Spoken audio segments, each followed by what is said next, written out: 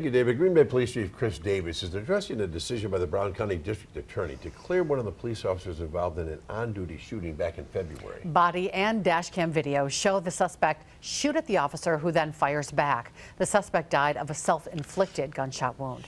In a First Alert update, Brittany Schmidt explains why the incident remains under review.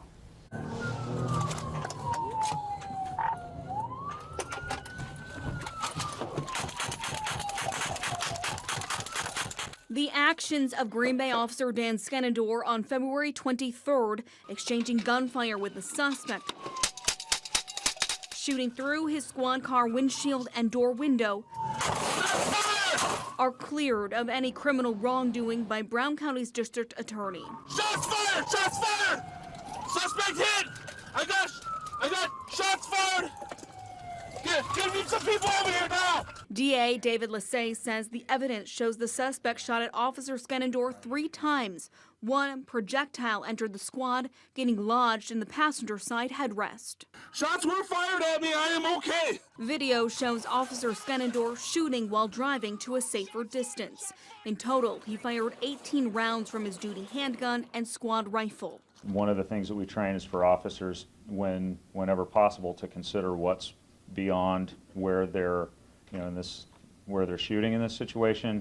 By the time someone is firing handgun rounds through your windshield, that's already as unsafe as it's going to get. According to an eyewitness and confirmed by an autopsy, the suspect died of a self-inflicted gunshot wound, not the actions of Officer Skenador. Although he is criminally cleared, Chief Davis says the incident is now under internal review. What we're looking for there is policy compliance, and then anything else that this situation can teach us in terms of either policy, training, equipment, or other needs that it highlights for us. The chief says he doesn't know exactly when the internal administrative review will be complete, but he did say he will share with us what he can. In the meantime, Officer Skenador is back to work in an administrative capacity. The chief says there's nothing in their process preventing him from going back to work in the community. When you've been through something like this, for each individual, it's just a different equation of how you process that and when you're ready to go back into that role. Officer Skenador released a statement saying he chose this profession to help people, understanding there can be dangerous situations. He says, quote, "This traumatic event has greatly impacted my family and me. I appreciate the continued support," end quote. In Green Bay, Brittany Schmidt, Action 2 News.